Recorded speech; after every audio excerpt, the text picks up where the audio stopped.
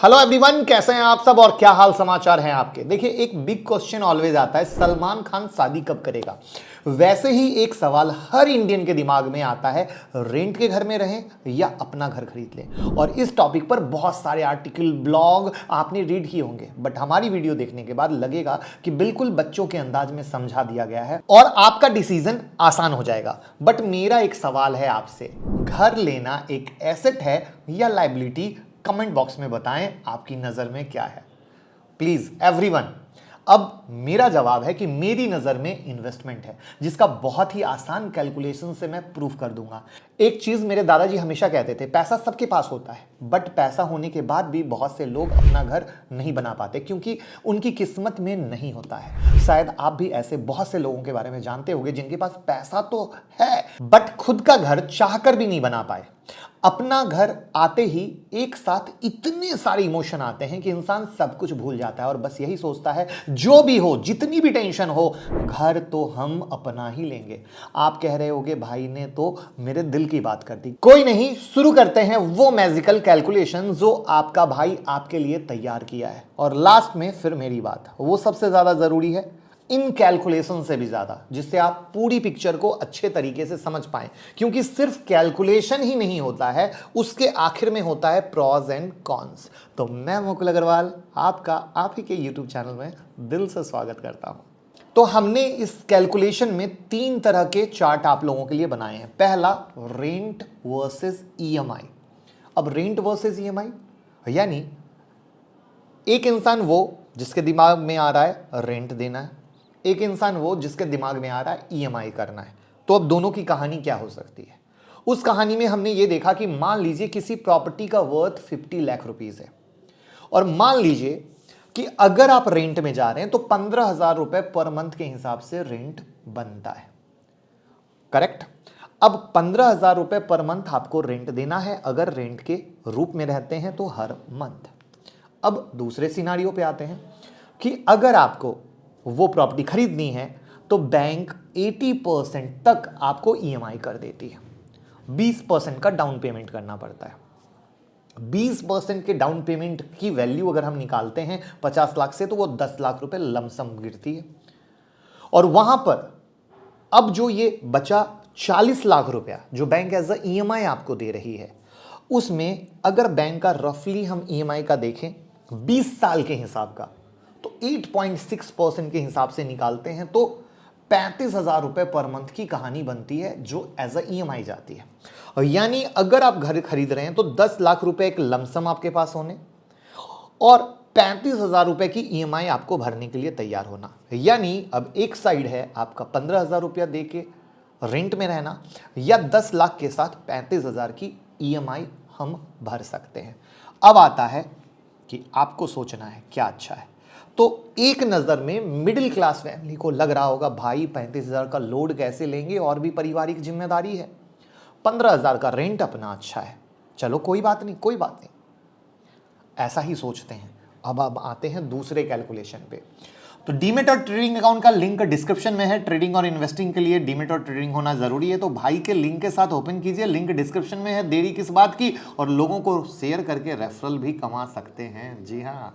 और साथ में टेलीग्राम हो गया है 2.0, जहां पे न्यूज और चार्ट का तरीका। बहुत बार न्यूज पे ट्रेड करके आप फंस जाते हैं, लेकिन फंसना नहीं है क्योंकि आपका भाई है आपकी हेल्प के लिए। टेलीग्राम और ट्विटर से जुड़ जाइए, 2.5 लाख से ज्यादा लोग हैं, मैं चार्ट और न्यूज दोनों दूंगा तो आप सही फायदा ले सकें। दूसरा कैलकुलेशन, जब आप किसी फाइनेंशियल एडवाइजर के पास जाते हैं एडवाइस लेने को कि देखो ऐसा ऐसा मेरे दिमाग में चल रहा है, 50 लाख की प्रॉपर्टी है, मैं रेंट पे जा रहा हूं तो 15,000 रुपए गिर रहे हैं, अगर ईएमआई में जा रहा हूं तो 35,000 रुपए की ईएमआई बन रही है और 10 लाख रुपए मुझे लमसम देना है। अब आपको फाइनेंशियल एडवाइजर क्या बोलेगा?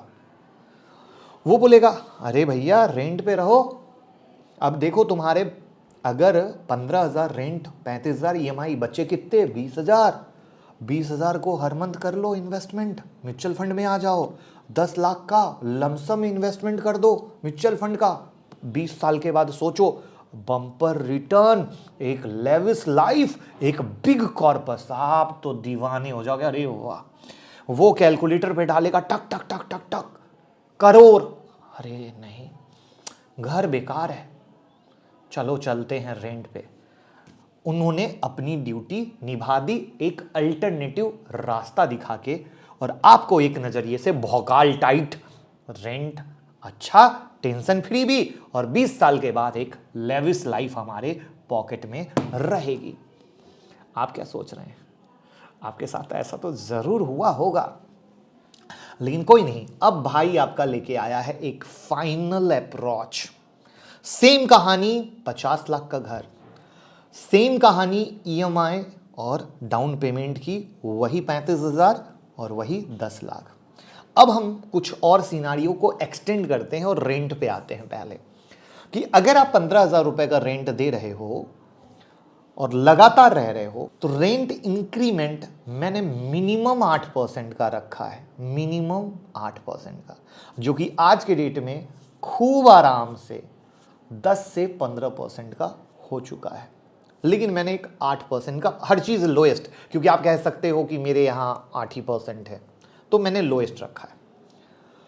तो अब अगर आप रेंट इंक्रीमेंट होगी 8% पर एनम के हिसाब से, ठीक है, इसको भूलिएगा मत।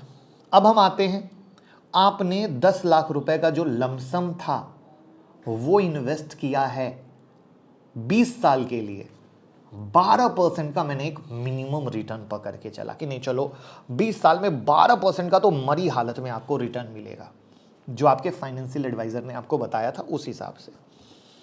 और एसआईपी अगर आप 20,000 की करते हो हर महीने, तो 14% का 20 साल के हिसाब से एसआईपी का रिटर्न पकड़ लिया। तो जो इन्वेस्टमेंट की कॉर्पस आपके लिए क्रिएट हुई, जो भौकाल आपको फाइनेंशियल एडवाइजर ने दिया था, वो खरा हुआ 2.25 करोड़ का, यानी 2.25 करोड़ रुपए 20 साल के बाद पॉकेट में टनाटन रेडी है। यही था जो आपके फाइनेंशियल एडवाइजर ने। लेकिन यहां पर रेंट बढ़ रहा है 10 से 15%, ये भूलना नहीं है। न जाने घर शिफ्टिंग होती है, कोई भी आपको 20 साल तक एक घर में रहने नहीं देता है। हम जब एक जगह से दूसरी जगह जाते हैं, न जाने कितने रिश्ते टूटते हैं, कितने कनेक्शन टूटते हैं, कनेक्शन क्रिएट नहीं हो पाते हैं, उसके कारण बिजनेस का कई सारा लॉस होता है। ये सब एक अलग सिनारियो है। परिवार परेशान होता है, बच्चे परेशान होते हैं, वो सारा एक साइड अलग है। मैं उस भावना को तो लेके ही नहीं आ रहा। क्यों? क्योंकि उसको भी हम आखिरी में जोड़ेंगे। अब हम आते हैं कि आपने वो घर ईएमआई देकर खरीद लिया। अब यहां पर प्रॉपर्टी की वैल्यू, अगेन मैंने एक मिनिमम साइड रखी है कि 10% पर एनम के हिसाब से आपकी प्रॉपर्टी की वैल्यू भी तो इंक्रीज होगी। अगर हम वो प्रॉपर्टी की वैल्यू को देखें तो आफ्टर 20 ईयर्स 3.36 करोड़ की होती है, और वहां पर 9 लाख का इनकम टैक्स का saving as per income tax law आता है। तो हमने इसको एक शॉर्ट में रखा इनकम टैक्स की कहानी। लेकिन जो प्रॉपर्टी की वैल्यू है वो 3.36 करोड़ हो गई। यानी अब एक साइड फिगर है 20 साल के बाद 2.25 करोड़ का, दूसरे साइड आपके अपने घर का रियल वैल्यू है 3.36 करोड़ का। यानी मोटा मोटा 1 करोड़ से भी ज्यादा आपके घर की वैल्यू बढ़ चुकी है, जिस फाइनेंशियल एडवाइजर ने आपको समझाया था उसके आधार पे।